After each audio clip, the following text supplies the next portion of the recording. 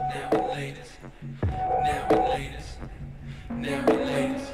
Everybody wants now and latest, now and latest, now and latest. Everybody loves now and latest, now and latest. Unhappy, I ain't saying that to make you unhappy. Homeboy sense that you big pappy. It just so happen you can't have me. But you can still have me, but can't keep me. At least not daily and not weekly. More like monthly and more yearly. It's way more comfy and more appealing.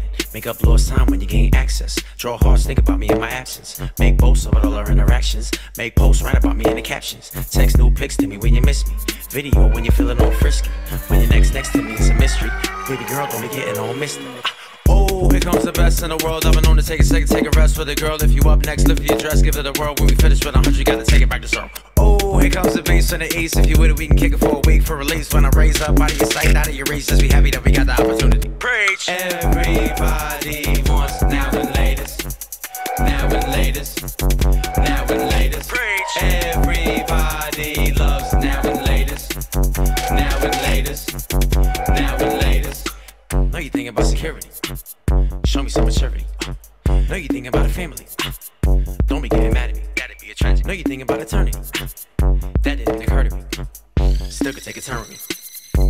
Hey, all depending on the weather, we can walk in the park. We together, we apart. Just about the millisecond step inside the apartment. But that's the part where you gotta watch for your heart. Doesn't mean that I don't hold you in the highest regard. You can confide and come loud with your guard. Be the compadre and BP's in the part. If it's no problem when it's time to depart.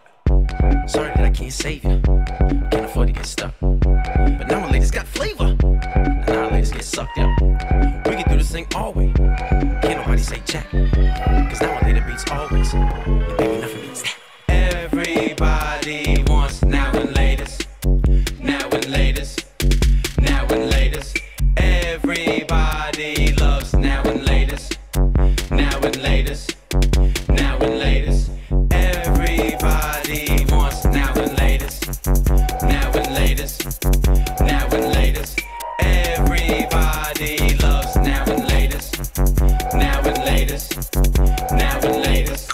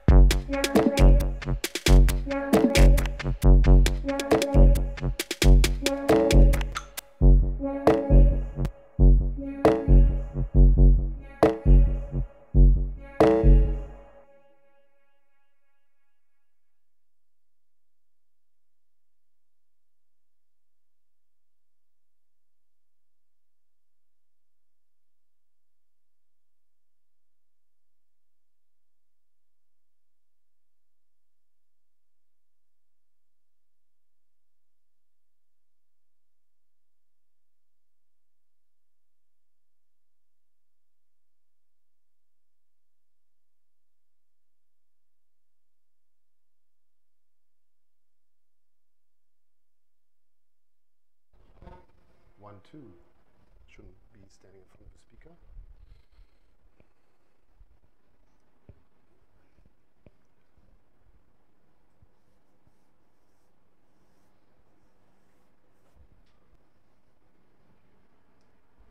Check. Right.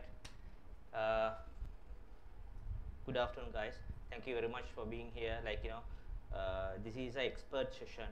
Tomorrow only we are launching the Ableton 10. He's a Christian Schwanz, the Ableton certified trainer. It is a great designation to become a Ableton certified trainer.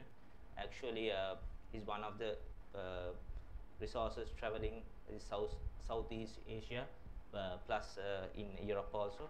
So we are starting, DJ Academy is starting this program where you need to learn this right now and use this product. It's amazing. I'll be using this like almost now 6 to 7 years, but not into production because I'm a music technologist. I play with it and see how it moves on. But it's really good. For I know a lot of producers, when we start from the top producers, like the names like Dimut K to Dilly D to Subhadrio, everyone uses Ableton. So but to other artists, right, this is an amazing product. you may be knowing it, how wonderful it is, and how easy to use the user interface. And also here Christian will give more insight about it, how you can really optimize it, and his, you know, how his experience almost like, you know, like maybe 10 years, right? Oh yeah, even more. even more, yes. Yeah, he's like, you know, Ableton, the body itself, whole Ableton. So get maximum out of him, question him, like if you have certain, you know, difficulties, what you have experienced, you know, when you do certain creativity stuff, experience. So question him. This will be interactive too anyway. So use it maximum, and DJ Academy will be there for you continuously in coming years. Also, we have started this journey with Ableton officially from today itself. Tomorrow is the launch. I hope to see everyone at the launch also, Ableton 10 and Push 2 at Surya Village. So enjoy session, ask questions. We want to be very interactive, you know. Dilly will explain in Sinhala if you want, like, you know, what's going on. So ask questions, take maximum out of him, because he is one of the best resources for this region, even in the world. He's one of the best resources. So thank you very much once again. So enjoy. Thanks. Thank you so much. That was a nice introduction, even though I kind of did a little introduction myself already, but it's great to have an official one. So it's great to see so many faces here at the DJ Academy. And I want to give you a little rundown of what I want to do today. And also tell you a little bit about the company first. So first, what I want to do today is I want to focus on a very hands-on track deconstruction in the beginning, which will allow you to see a finished song. We saw a music video already. Now we're going to go deep into this song. What is it all made out of? And while we do that, it's very easy for me to show you the differences for you. Who of you has been using Live 10? 1, 2, 3, 4, 5. Live 9, or is right now on Live 9. See, that's the beauty. Like with my track deconstruction, I will be able to show you the differences between Live 9 and Live 10 in a very hands-on situation. After that, I want to show you like another 2 scenarios of sort of live sets. They're not finished songs, but I will be able to show you some cool features of the software, and also then the controller. In the track deconstruction, I won't really touch the controller at all. If you sit close to these controllers, make use out of them. We're going to have a couple of breaks, so we will do this in sort of half an hour, around half an hour sessions. Have a break. You don't have to take that break. You can just come here and try the stuff out. Yeah. We can always talk about stuff, but it doesn't really get you very far. You need to get your hands onto things. And yeah, that's kind of the, then since today is sort of the expert session, don't feel shy. It's not about like we're all just music makers, let's say, yeah? And you're a little bit more advanced music makers than somebody who just starts out. But any question is valuable, any question, yeah? Just because today is the expert session, that's how we called it, don't feel shy, yeah? So we're gonna look into a few little, as I call them, little tricks, which are just inside the program and maybe are sometimes overlooked. Because let's face it, we can do quite a lot with probably 20% of the actual program, and we do 80% of our work with that. But if we get more skills, we can do more. But we can already start with very little knowledge already. We can already get somewhere. So that's the rundown, yeah? So track deconstruction and looking at a few different live sets to show you different little features. But now just a short little introduction. Again, you already heard, my name is Christian Schwanz, or in English we say Christian Schwanz. I'm an Ableton certified trainer, and I also work for Ableton. So beginning of this year, I was lucky enough to join the company. I joined the Asia Pacific team, so which is now located in Tokyo. So until last year, there was no Asia Pacific office around. So the only offices were in Los Angeles and in Berlin. But now we are just a little bit closer, even though I'm sure Tokyo feels quite far away for you guys. But these things, like me being here, is what sort of the outcome of opening an office in Asia Pacific. I've been traveling since the beginning of this year, every month in 2 to 3 countries. In June, it was even 4 countries. So you will see a lot more of me or people from my company. The idea is to be as close as possible to you guys, yeah? Because we really value that there's actual just enthusiastic people. Because let's face it, I always like to say, making music, and now this might be a shocker, is really hard. Yeah, it's not easy. Yet we want to do it. We want to do it. And why do we want to do it? There's different reasons. First of all, we want to like have a breakthrough moment. You know, we want to achieve something. Like, this was very hard, but now I learned something. That's cool. We also want to belong, you know. So you guys can be lucky. Right now, you have a community, like a user group in Sri Lanka, right here in Colombo. So I guess tomorrow is the official launch of the user group. But this means that with as little involvement as possible from the company itself, you guys just going to be a community, which means you learn from each other. Sometimes there will be certified trainers or non-certified trainers showing up and showing you cool stuff. But the main part is that you belong to something and you show each other stuff. And it's always going to be free. The user groups have to be free, and because it's a community-driven thing. So that's the other thing. Like, it's even though it's hard, what makes us continue to make music? Because it's great to belong to something, right?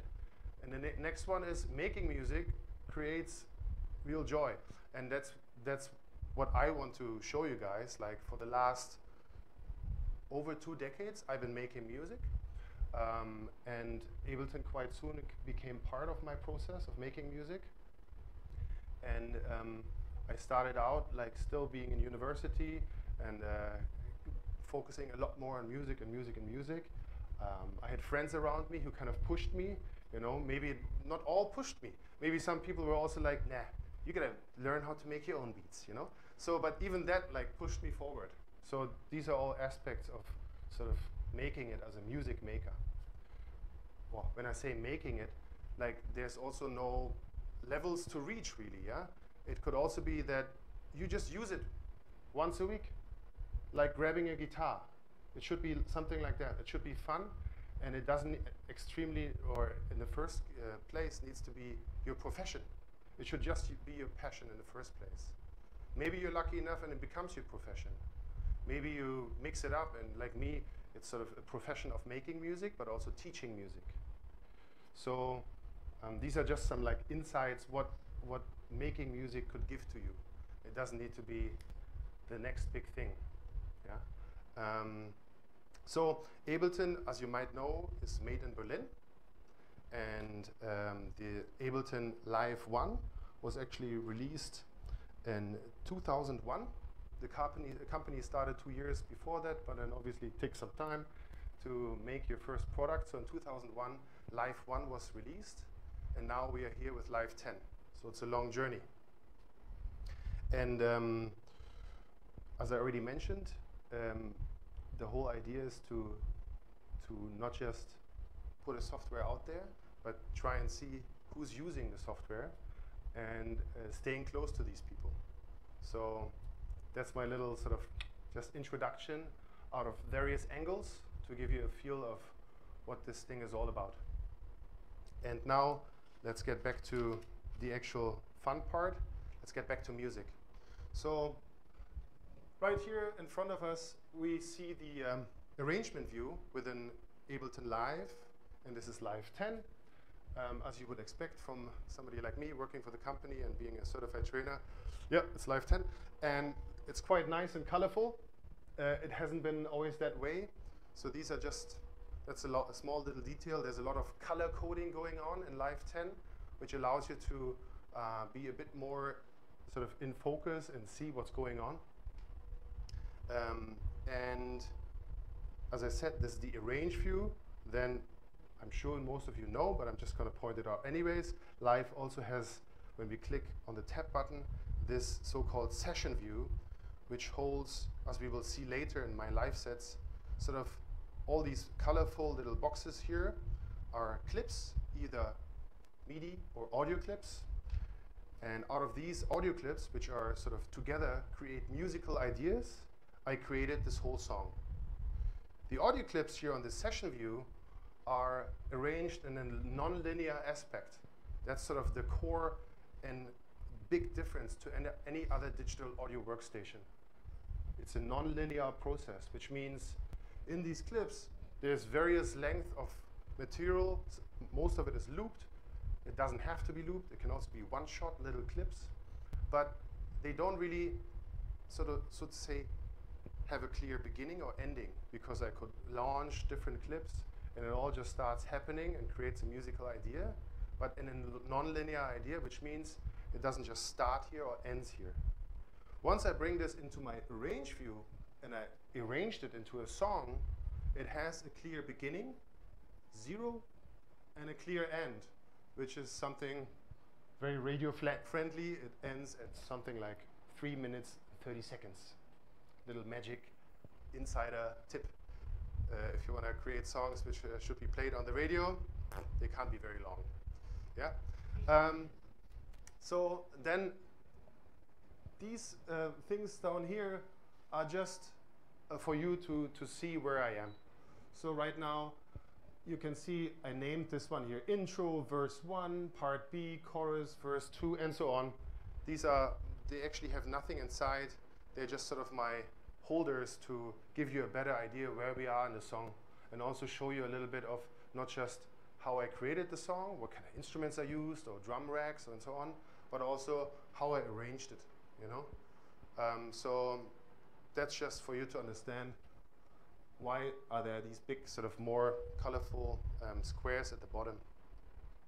Then I also placed these so-called locator points in here to give you again an idea of where I am in the song. So again, they say intro, verse 1, part B, chorus, verse 2, blah, blah, blah.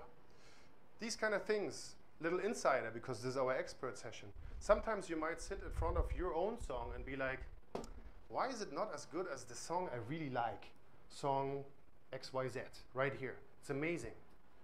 So I give you a little trick. What could sometimes help is you could load that song into your arrange view and start, I mean, down here at the bottom, I basically have the mastered version of my song in here.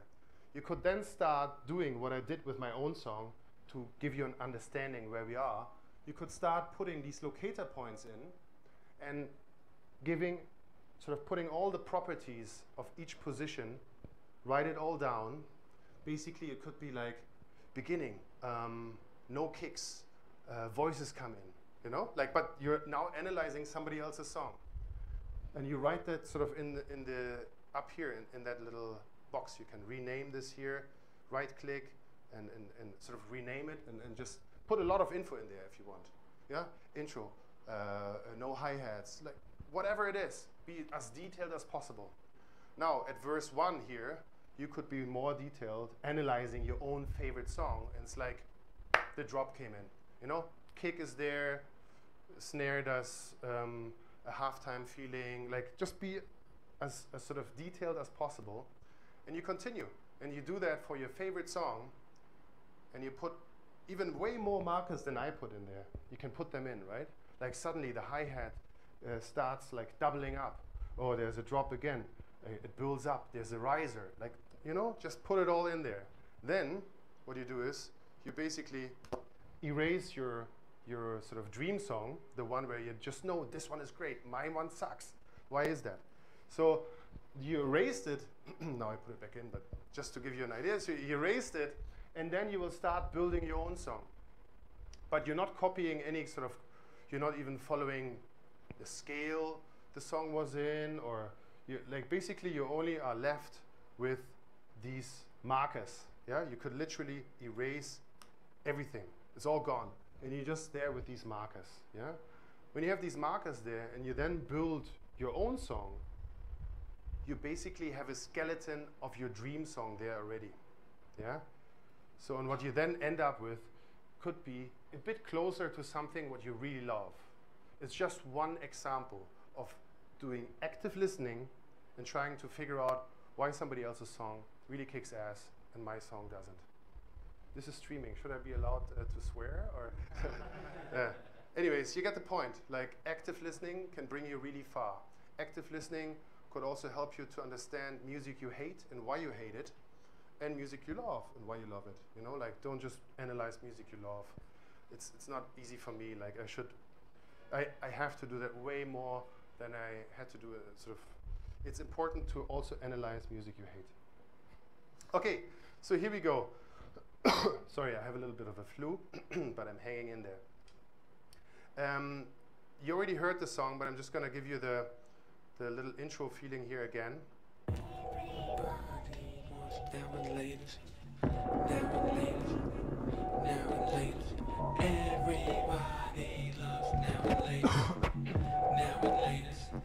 Now and latest. Everybody. Okay, voices are coming in. And even though it's not very loud, I would like to first point out sort of the guy in the background is actually my 7-year-old son. His name is Hansi, and these are all the tracks I recorded with him. He's not the famous MC from New York. He's my beautiful boy, Hansi. And a little anecdote, when I received sort of this song, like I sent sort of a backing instrumental to the MC. I met him at a show in KL, and then sent him the song after that. And he recorded me, he sent me the first version, like my instrumental very low, not arranged. His voice is very loud, but like the chorus was there, everything was there, and it allowed my son to really hear the vocals very loudly, right? Like, and then especially the chorus, as you might remember, the whole.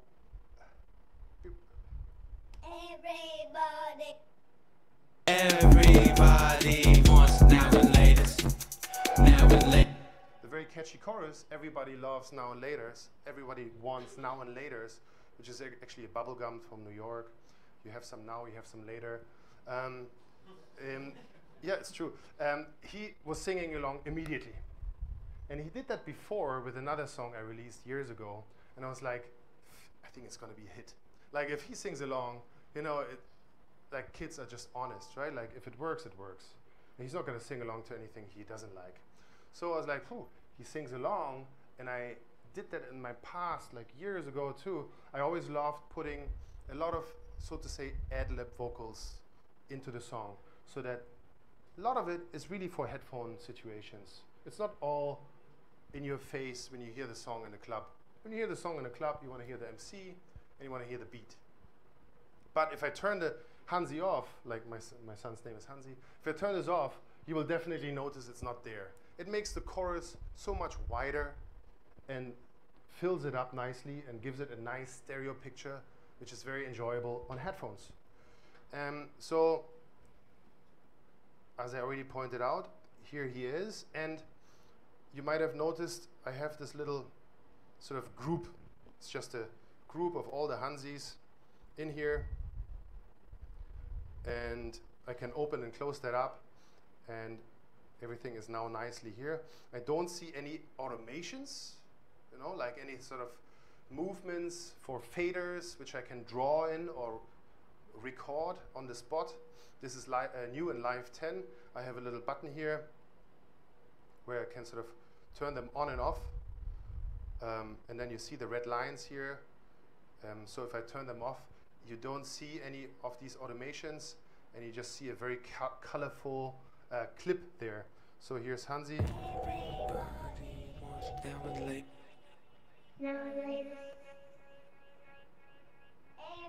So it's about like 1, 2, 3, 4. It's 4 tracks, quite nicely spread out, left and right. And by the way, now in Live 10, we also have the function to split our stereo signal. Yeah, you can split the stereo signal to then even in a more detailed way, not just pan it to the left or pan it to the right, but actually sort of just really reduce, without panning, you just reduce something on the left and you leave this much on the right. It creates a wider stereo picture for you, yeah? So that's just by right click. You can sort of select a split stereo picture and then go deeper into your stereo picture. So here my Hansi, what's on it is basically just an AQ8, yeah, in equalizing, and because I want the bass, the kick, everything in the song to be boom in your face or in your stomach, more what to say, low frequencies. Wherever I can, I cut any kind of possibility of low frequencies away. So there's no need for having any low frequencies in his voice, because it will just sort of add up to your low frequencies, and there's only so much low frequencies you can have in a song, because we're dealing with digital audio recording here. So at 0 dB, it's empty, it's over, the shop is closed, so you can quite quickly sort of mess up your frequency picture by, you know, having unnecessarily low ends and tracks where you don't need them. So I cut that out, and then I'm using also an auto filter here, because at the end of the song, at the very end, sort of it starts to fade out. Latest, now latest, now latest, now latest, now latest, now latest, now latest, now latest, now latest, now latest, now latest. You can see the automation curve there now. Now latest, now latest, now latest, now latest, now latest. So at the same time, like a little insight, at the same time it's cutting the high frequencies of the ad-libs, but it's also, I don't know if you noticed, the reverb got stronger and stronger. So even though he got sort of more and more muffling sound, I still opened up the reverb more and more, which sort of spread him out more and more and sort of diffused the signal. Because at the end, I need the song to be able to, DJs to mix it, so at the end it's just focusing. Hardly can hear him anymore.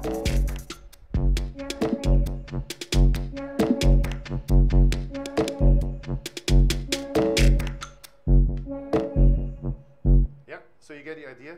I always like to start this track deconstruction with my son, because I'm very proud, Daddy.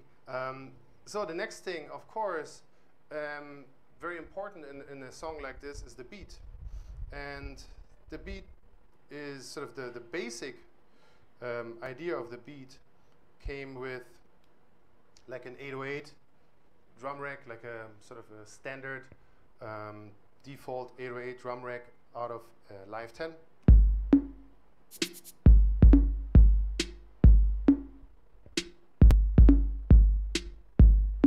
Yeah, and very simple little beat. What I like to point out straight away is that not everything falls on the grid. Yeah, it's very important to start creating your own groove. There's no, oh, that's what you have to follow. This is not the magic of it. Like, you have to find your own groove where all the beat elements make up a nice groove, like a real drummer, right?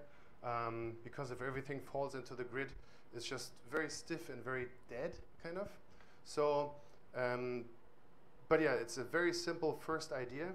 And then I start layering it, you know, and you might notice if I like keep opening little elements of the song, not everything I have then in the song is still MIDI. Yeah. Sometimes I like to, as I call it, I like to commit quite fast, and so the next song sound here is sort of this. It's at a snare position, but I call it a boing. I don't know. It's sort of a mix of a snare and a clap or something, I guess. And it's already an audio recording, as you can see. It's not the lines of MIDI, it's an audio recording. Again, the real experts amongst you might think like, I know what MIDI is. But I'm doing this just to be fair for everyone, because yeah, that's what I like to do. Next thing here is some more claps in the song. And here I always want to point out the following thing. When I look at the actual drum rack of these claps, I have a lot of claps there actually.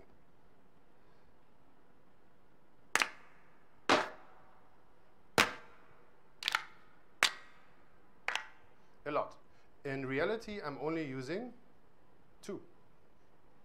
So that's just one way of working and finding the right clap. So what happened is, I was just working on that main beat first. I was like, I need some claps. So I go to my browser, and I use the browser in various ways.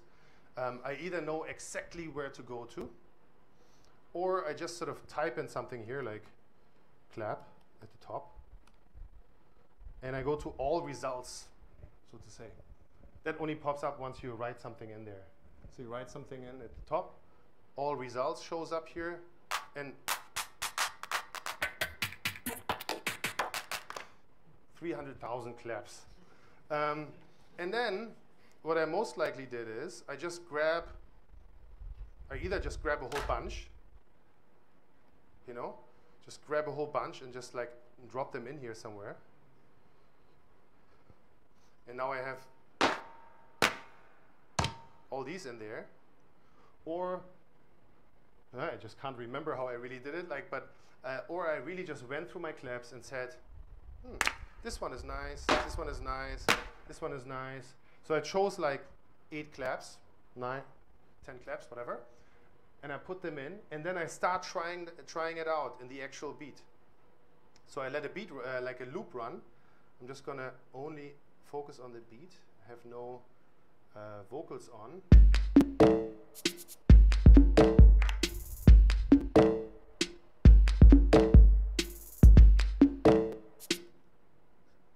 Now it's a straight loop.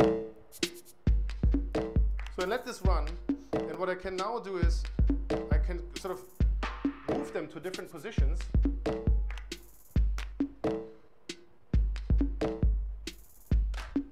And a friend of mine, Daedalus, also always says that one thing, I don't know if you know that section on Ableton.com, there's a beautiful little section, there's only 1 minute long little videos of people sharing their little approach of making music. So what he once said was, take the music out of the computer and try to dance to it. Yeah? So I don't want to sit in front of this thing too much and sort of look like I'm checking emails. I want to also just step back and let this thing run and sort of just figure out what combination of claps worked best for me, you know? And that's how I then eventually ended up with these claps. I don't know if you noticed, now in Live 10 we have unlimited undos, which is like, whoa, yeah, right? And also, they even don't stop once you press save, which is like, yeah, of course they shouldn't stop. But they used to, which was sometimes a pain in the ass. Like basically what could have happened sometimes is you're a little bit too fast with the save button, because you're like, I don't know, your computer is old, or you know, or power cuts, or you know, like you're something. So you're like, Apple save, you know, and then you're like, oh no, I didn't want to save that, and now you couldn't go back, right? So now in Live 10 we have unlimited undos, and also another beautiful thing. If you go to your current project,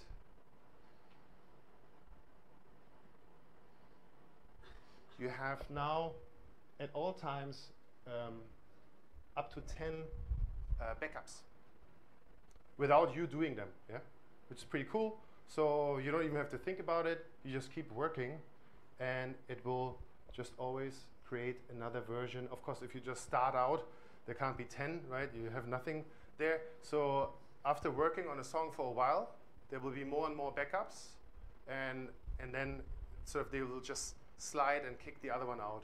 So they will always, then after like working on a song for a couple of days, there will be just these 10 backup versions, and once a newer one comes out, the very old one falls out, you know? So you end up having these backups. And any kind of file like it's also now sort of inside the backups. It's now the groups you created, so you can see right where you are really. You know, like so in your backups you have your beat group there as I created it, and then you can literally find the things much easier. You know. Are you still with me? Very nice. So these are just things I sort of show you on the side, because, yeah, talking about the new features is always the best to just show you right there. Unlimited undos and backups at all times. Inside my beat folder, I already now looked at sort of this 808 and the claps. There's a folder within the folder, so you have now subfolders or folder groups within groups, so to say. Sorry, folder is the wrong word. So you have groups within groups. So my main group is the beat group, and in that group I have a hi-hat group. So these are all the hi-hats in the song. And there's some other hi-hats here. So there's like 1, 2, 3 different tracks of hi-hats. Yeah, and they're all in this sort of subgroup, which allows me to, why could that be good? Any idea, someone? It's okay, I always like asking questions, I don't expect answers. It could be that sort of your subgroup, first of all, it's a little bit easier to see, like I don't want to see so many hi-hats and just put them all into another group, but it could be that now onto this group I want to use an equalizer, sort of, which then allows me to have, let's say again, I need to sort of just cut the low frequencies. So now the 1, 2, 3 hi-hats all share the same equalizer. And then, but still, my main group is still this, the beat group with everything inside. So you can like just focus certain effects onto certain groups, and then still maybe the overall big group in this case runs into the drum bus. Drum bus is a new device within Live 10, and it's sort of your one-stop shop for everything drums. Drum shaping, you know, taking care of your low ends. I'm just gonna go a bit extreme here on this so you can hear what happens. So just before I do that, I'm just gonna go through the buttons. So yeah, drive, so you can choose between 3 different distortions or drive, yeah, soft, medium, hard. Then there's an extra, just like sort of a compression button, you know, like nothing to do, just push it. And then there's a crunch button, which just sort of pushes the high frequencies a bit more together. Damp can cut the high frequencies. Actually, no, so crunch is also sort of distortion, basically. And then transients. Anyone doesn't know what a transient is? No, I'm just turning my thing around. So everyone knows what a transient is. You know? You don't know. Thank you. So a transient is basically, if you look at your waveform, is where, when you have 0 dB, when something like an event basically starts. Yeah? So where sort of where a new signal is in your whole waveform. Yeah, like you have like sort of lots of hi-hats, ting, ting, ting, ting, ting, ting, and like where it sort of starts, where the 0 dB starts and the signal comes, that's the transient. And you can sort of just increase or decrease the amount of transients here. So that's that button. It just sort of, I mean, by the way, you always have also a nice function here. If you click on this triangle, you can also just slide over or hover over any kind of fader here, slider, and then you will see what it does. So here it says this emphasizes or de-emphasizes the transients of the mid-high frequencies. Yeah, and then over here, this is a beautiful button, as you will see in a second in action, but I'm just going through it. So when I show you in action, I don't need to talk and can rest my voice. So the boom button. The boom button basically brings the amount of low ends into your mix.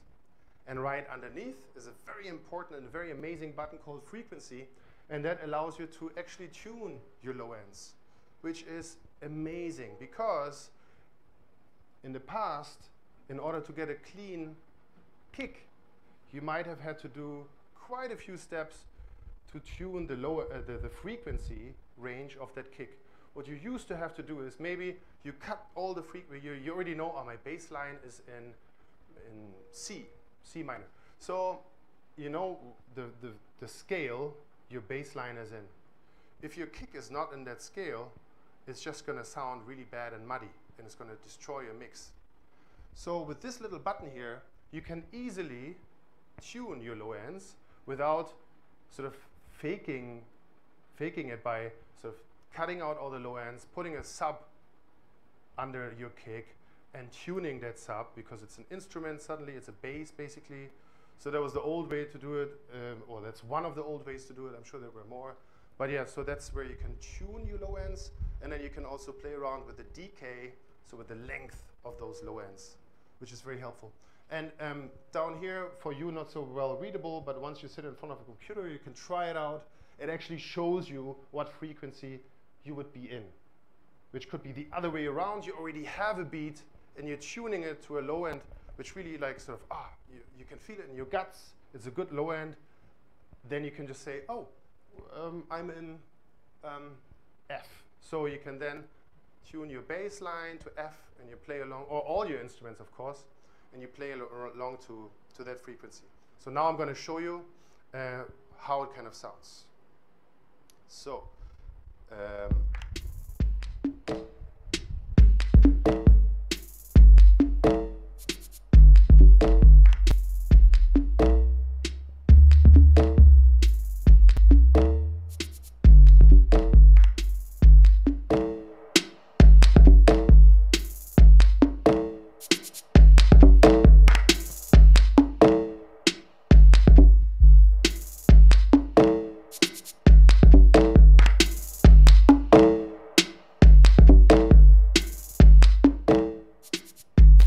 so you already could feel it's not like destroying my beat here.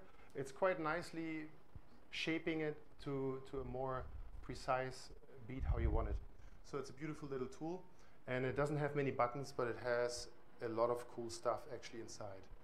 Yeah, some stuff has very little functions and still has a lot of things you can take out of it.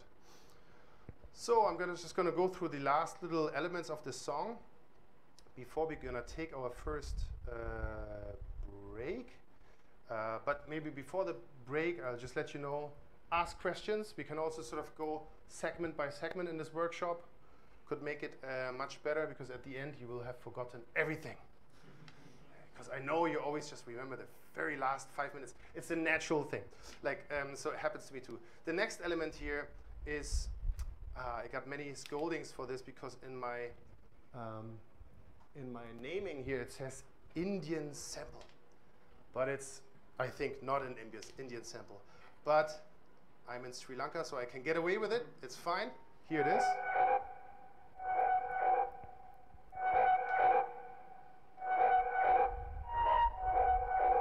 This only appears in the chorus, and it's also like my whole song doesn't have any other keys except a bass line.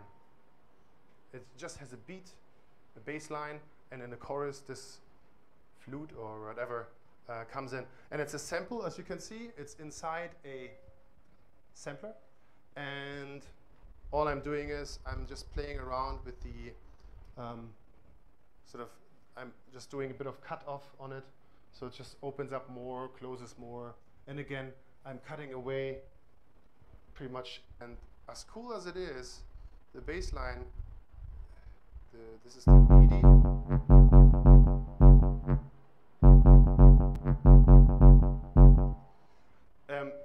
To tell you a little anecdote, to find where this bass line really worked on a club sound system, I literally sort of started tuning the tone of the bass line to like a subwoofer, but a wearable one, like these so-called sub packs. It's a nice little gimmick. Well, I think it was a bit more than a gimmick. It's actually quite precise. Yeah. So I don't, of course, have a club sound system in my house. I don't know. Not many people have that. But it's important to figure out these kind of songs on something like a club sound system, right? Because that's where it really should work. It should also work on the radio, but it should really kind of, yeah. So what I did is just put my sub pack on, and I started playing with these bass tones, and they're actually not even instruments. It's literally a free pack by this guy called Matt Zach. So it's literally just triggering this sample. It's actually a sample-based bass line. It's not an instrument, but it's just a sample. But I like to sort of then tuned it into the feel where like a bass line on big sub woofers really gave me a good good feeling in the stomach. Yeah, and then I recorded the whole thing because I have a lot of or slight cut-offs again on it. So it's like cutting away all the high frequencies of the bass line, and it gets very sort of mumbled, just maybe giving more space to the vocals, and then it opens more up and sounds a bit more aggressive, and the overtones of the bass line come out.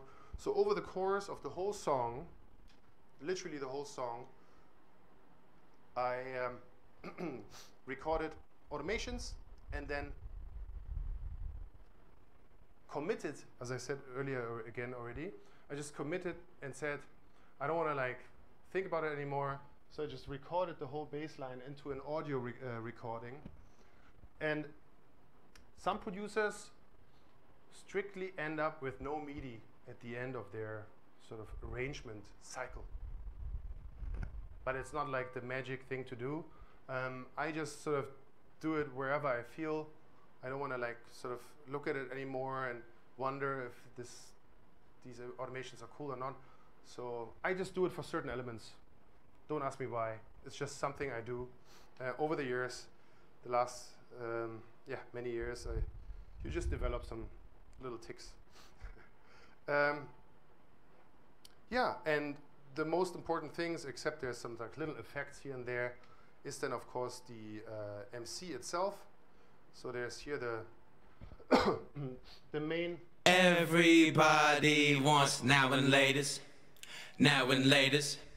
The main vocals, they were actually given to me in a stereo file, which is not necessary. Like vocals are recorded normally in mono.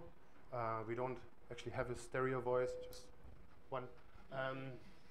But yeah, so it was a stereo file. It doesn't matter. I don't have to change that. I can just use it. But what I did is, again, I cut away the low ends, emphasized a little bit of the high ends here, and I compressed it a little bit to a bit more pop out.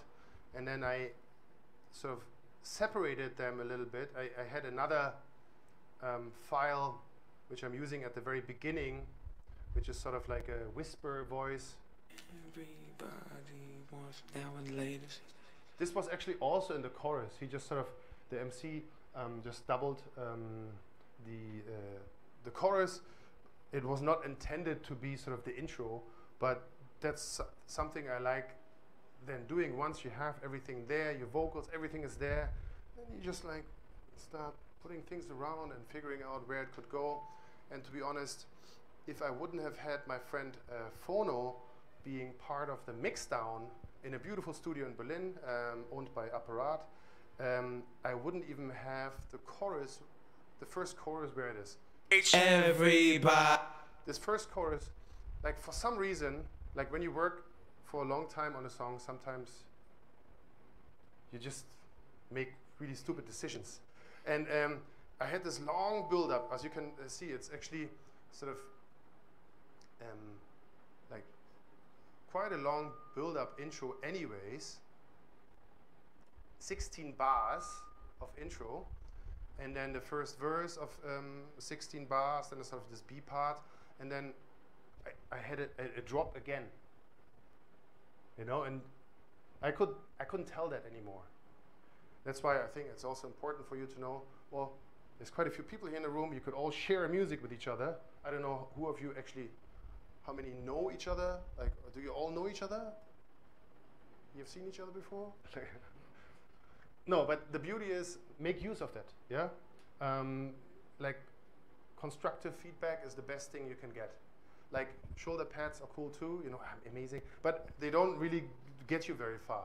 So my friend Fono is a very honest guy, so beautifully enough he just told me, but why does the song drop again after like such a 16-bar build-up? First verse comes, the chorus should come here. So we just put like this was sort of in mixdown phase where it shouldn't be arranging anymore, but there's no laws not letting you arrange anymore. So we decided, hey, the chorus should be here, and luckily it is.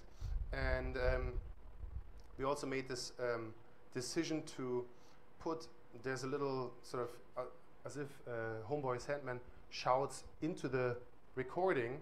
It's this little preach, like I'm just gonna show you. Preach! And I'm doing what I call like a telephone effect, right? Like emphasizing the upper mids a lot. And this sort of just pops out in the chorus here. Raise up out of your sight, out of your race, just be happy that we got the opportunity. Preach! Everybody wants now and later. And it has a different frequency picture to emphasize that it's not the same recording, you know? Like vocals and verse, everything in one go, and then sort of like an ad-lib kind of thing, preach, and then he comes in. So by giving it a different frequency picture, I wanted to, or I didn't want to use any kind of other crazy effect, like a crazy reverb or whatever, that would just, reverb would be way too long and mess up my transition to the chorus. So it had to be something very short and snappy. So that's what I did there. And yeah, then adding the other part of the vocals, which are slightly distorted. So I'm using here actually the old school overdrive out of, which we already know from Live 9, and a very heavy sort of equalizing changer, sort of like changing the actual sound, emphasizing the slight distortion. Once, now and laters. It's not very visible, like, or audible, only once you hear it in the chorus. Happy that we got the opportunity. Preach! Everybody wants now and later. It's more like a headphone thing again. Adding my son in there, and like sort of the chorus just became way bigger. And I think it was also important because there's not many keys or like sort of harmonic instruments in the song. So like just making most of the chorus by using the vocals because it's a hip hop song.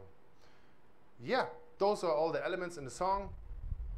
After that, if you're lucky, there's a situation where you end up having a label paying for mastering. If you don't have that, you might have a friend, and you do sort of a little swap, you know, like you do this for him, he does this for you, or she, you know, and the beauty is there's another set of ears, again, working on your song. Like mastering is sort of a very mystical, amazing skill, and it's not just making things louder, even though, as you can see, so because that's the mastered file, it still has a lot of dynamics. You can still, you know, once you zoom in, you can see that it's still quite there. The biggest mistake you can do is making it look like a brick at the end, because it's just gonna sound really bad on big sound systems. It might be loud and might first when you just listen to it on your maybe computer speakers or like you have it on your phone, hey, you want to show your friend, like usually like music sounds shit on here. So the beauty is, yeah, sometimes you're like, wow, but it's loud, you know, you can hear it, but it's not going to work where it should be played in a club or on the radio. So the mastering process was very is a very unique and important situation in your finalizing. It doesn't need to be that crazy expensive place. Maybe it's just a friend who kind of just puts emphasis on that kind of skill. Yeah, there's so many skills when it comes to being a music maker. Yeah. Any questions so far?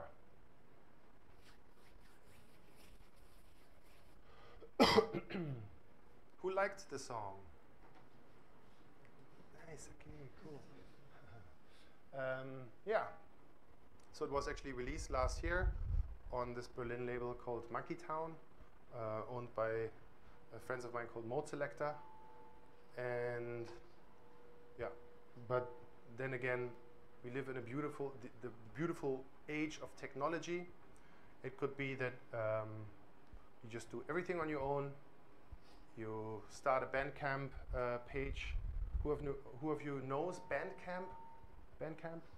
It's a beautiful way to distribute music. You could also use something like FineTunes and bring your songs into iTunes, Spotify, blah, blah, blah, Amazon and all that. You don't need a label. But again, a label can be sometimes more than just your distribution path. A label could also be your feeling of belonging to something, just like a user group. Literally, you could also just start a label. A label nowadays doesn't need to be an actual company, you know, it can just be a crew name, you know, because yeah, anyone can set up a Bandcamp page. And yeah, those are just my little insights, just to show you the spectrum. It doesn't need to be, where's your label? Who mastered this thing? How much? What's your budget for a music video? Actually, I had no budget for a music video, but again, I have friends. Yeah, so I have friends who are in film production, luckily. So I sometimes make them work for me. No, like it's a beautiful give and take. Like they love to be part of something when it's guaranteed, because all my passion is in this thing. So it's not like they're gonna do this video for me and there's like 3-4 cameramans involved. Lots of friends who are sort of playing in the video. My son is in there, my dog, like my house, everything is in there, like my whole life is in there. Working with me then on that guarantees my friends also that this work will go somewhere, you know?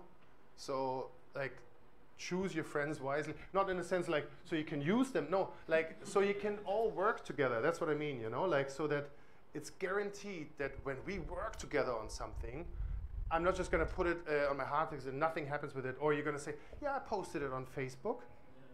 You know, like, no, like you probably then need some kind of idea of making PR for this thing, like, or at least 30 people at the same time are sharing and retweeting and, you know, like beat the algorithms, you know, like it's just, there's so much music out there and like nothing happens if like so much amazing music is not listened to.